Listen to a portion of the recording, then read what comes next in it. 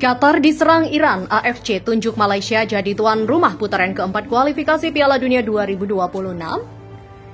ASEAN geger, Thailand angkat topi lihat trik cerdas timnas Indonesia menuju Piala Dunia 2026. Berbeda dengan timnas Indonesia, Malaysia ketiban karma buntut program naturalisasi besar-besaran. Yuk simak selengkapnya sebagai berikut.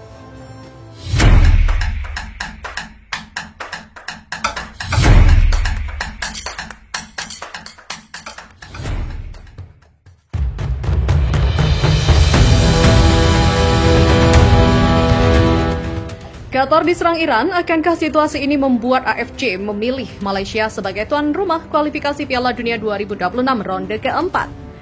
Serangan misil dari Iran ke Qatar pada Senin 23 Juni 2025 malam waktu setempat membuat situasi keamanan di Timur Tengah semakin memanas dan bisa berdampak terhadap kelanjutan putaran keempat kualifikasi Piala Dunia 2026.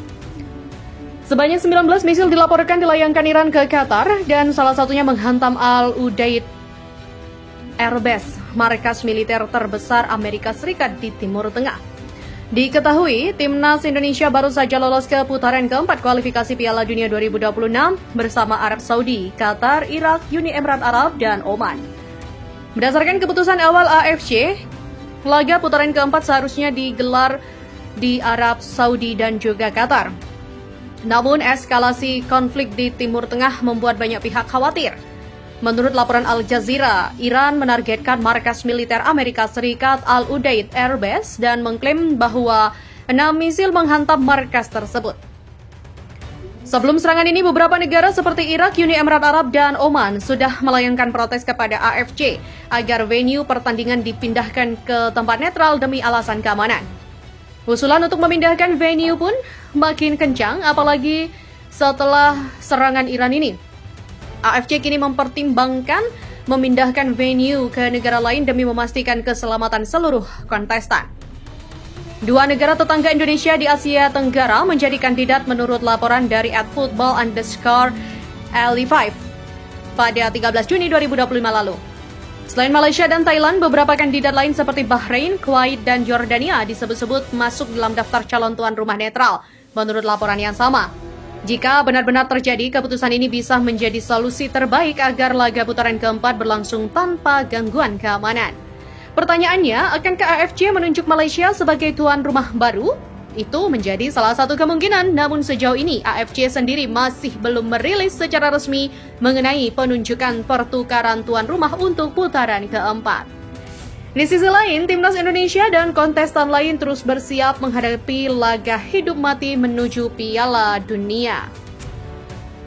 Media Thailand, Boltai, memberikan sorotan mengejutkan dan penuh pujian terhadap perjalanan timnas Indonesia di kualifikasi Piala Dunia 2026. Dalam artikel terbarunya, mereka menyebut Indonesia sebagai negara ASEAN pertama yang berpeluang besar lolos ke Piala Dunia, mengungguli rival lama seperti Thailand dan Vietnam.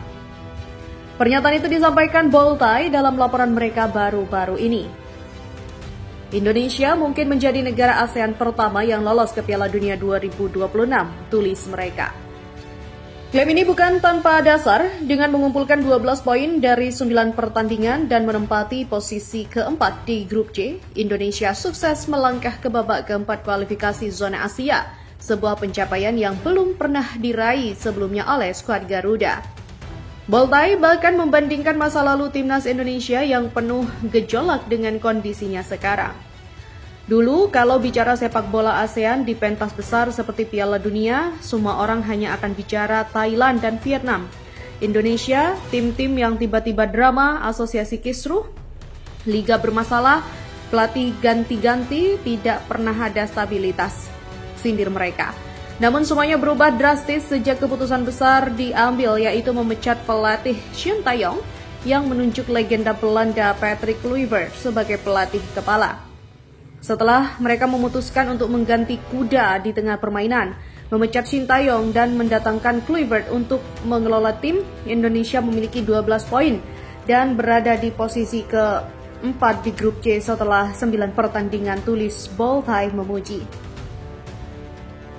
Meskipun Indonesia sempat menelan kekalahan telak, seperti saat dihajar Australia 1-5 dan Jepang 0-6, media Thailand itu menekankan bahwa hal terpenting adalah fakta bahwa Indonesia berhasil melaju ke babak selanjutnya, sesuatu yang gagal dilakukan oleh dua rival beratnya Thailand dan Vietnam. Jujur saja, tahun ini Thailand dan Vietnam belum beranjak dan sudah tersingkir. Sederhananya di ASEAN hanya Indonesia yang masih punya peluang untuk meraih tiket ke Piala Dunia, tegas mereka. Tak hanya performa di lapangan, Ball Thai juga mengangkat isu pemain keturunan yang sempat menuai pro kontra. Mereka memberi dukungan dan apresiasi pada kontribusi para pemain naturalisasi di skuad Garuda. Banyak orang mungkin mengeluh, mungkin merasa ini benar-benar tim nasional, namun jika kita melihatnya secara adil, para pemain ini benar-benar keturunan Indonesia. Mereka bersedia datang, ada yang bisa berbicara bahasa ibu mereka, ada yang bisa menyanyikan lagu kebangsaan, lanjut Ball Thai.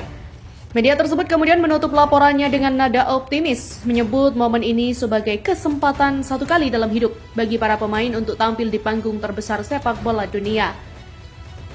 Inilah momen terbaik sepak bola Indonesia dalam beberapa dekade terakhir dan mungkin menjadi kesempatan satu kali dalam hidup bagi banyak pemain untuk merasakan panggung terbesar dunia, Piala Dunia, tulis Ball Thai mengakhiri. Kini Indonesia tengah melakukan sesuatu yang belum pernah dilakukan oleh Thailand dan Vietnam. Mereka akan menulis sejarah baru bagi sepak bola ASEAN, tutup Ball Thai. Dengan dukungan yang terus mengalir dan momentum yang sedang memuncak, Indonesia kini berada di jalur yang tepat untuk mencetak sejarah. Apakah Garuda mampu melesat hingga Piala Dunia 2026? Ya, kita beralih pada berita selanjutnya. Media Vietnam menyebut program naturalisasi timnas Malaysia alami ancaman besar ketimbang timnas Indonesia. Perlu diketahui, Federasi Sepak Bola Malaysia atau FAM ingin seperti timnas Indonesia dengan menggencarkan program naturalisasi sejak awal 2025. Tujuan FAM mencari pemain naturalisasi untuk persiapan timnas Malaysia mengikuti kualifikasi Piala Asia 2027 dan FIFA Matchday. Terkini, ada beberapa pemain naturalisasi Malaysia seperti Facundo Garces, Yon Irazabel, Gabriel Palmero, Hector Hevel. Kemudian ada Yao Figueiredo, Rodrigo Holgado, dan Imanol Machuca yang telah membuktikan Malaysia menjadi tim kuat. Hal ini terbukti ketika Harimau Malaya membantai Vietnam skor 4-0 di grup F putaran ketiga kualifikasi Piala Dunia 2026. Sebelumnya, pandit sepak bola Vietnam Quang Huy dan warga Vietnam berbondong-bondong mencurigai desas-desus keaslian naturalisasi Malaysia. Malaysia memang banyak menggunakan pemain yang bukan asli kelahiran negaranya. Mereka terus menambah pemain naturalisasi. Tapi hal ini menghilangkan identitas tim, kata Quang Huy dikutip dari Soha.vn. Menurutnya, naturalisasi Malaysia dinilai pemain asing, sedangkan timnas Indonesia benar-benar punya darah keturunan keluarga di tanah air. Sementara media Vietnam Soha.vn juga menyoroti ada karma dari gebrakan kebijakan FAM menggait beberapa pemain naturalisasi. Sepak bola Malaysia menghadapi kesulitan sistemik yang dapat menimbulkan konsekuensi jangka panjang karena kebijakan naturalisasi besar-besaran, tulis Soha.vn dalam laporannya. Walau membantai Golden Star Warriors, Soha.vn menyebutkan naturalisasi di tubuh Harimau Malaya berdampak pada kompetisi M-League. Setelah kemenangan impresif 4-0 atas Vietnam di kualifikasi Piala Asia 2027, sepak bola Malaysia menghadapi kenyataan pahit di kejuaraan nasionalnya. Lanjut Soha. Progres naturalisasi menyebabkan krisis besar-besaran dihadapi para tim peserta Liga Super Malaysia. Ketidakprofesionalan organisasi M-League telah memaksa banyak tim meninggalkan turnamen atau menunda konfirmasi keikutsertaan mereka, yang menyebabkan musim tidak stabil tanpa tanggal mulai yang jelas. Ketidakjelasan klub peserta M-League tuai kritikan keras dari para pakar sepak bola dan media Malaysia agar mereka meningkatkan kualitasnya. Selain itu, para pemain lokal, kata media Vietnam tersebut, merasa kemampuannya kalah terhadap pemain naturalisasi yang masuk secara instan. Apalagi ada kebijakan tim boleh mendaftarkan 15 pemain asing, meruntuhkan talenta para pemain lokal yang ingin punya prestasi. Maraknya masalah pemain naturalisasi juga menimbulkan banyak kekhawatiran pemain lokal semakin tertinggal di tengah maraknya pemain naturalisasi dari luar negeri. semakin memperkecil peluang pemain lokal untuk mendapatkan tempat di skuad. Media Vietnam itu mengutip salah satu pemain lokal di klub kontestan M-League mengutarakan keresahannya soal naturalisasi Bawa Malapetaka. Legenda pelatih Malaysia Raja Gopal Krisnasamy juga mendukung kebijakan pemain naturalisasi dinilai untung tetapi tetap fokus pengembangan pemain muda. Menurut Sohada VM, organisasi FAM membutuhkan pemain naturalisasi sebagai langkah transformasi tetapi harus terima konsekuensi besarnya nanti. Sepak bola Malaysia menghadapi titik balik penting yang membutuhkan transformasi baik dalam organisasi maupun pengembangan pemain untuk menciptakan fondasi yang kokoh bagi masa depan. Jika tidak, mereka mungkin harus menanggung konsekuensi besar ketika tidak memiliki cukup dana untuk mempertahankan kebijakan naturalisasi besar-besaran.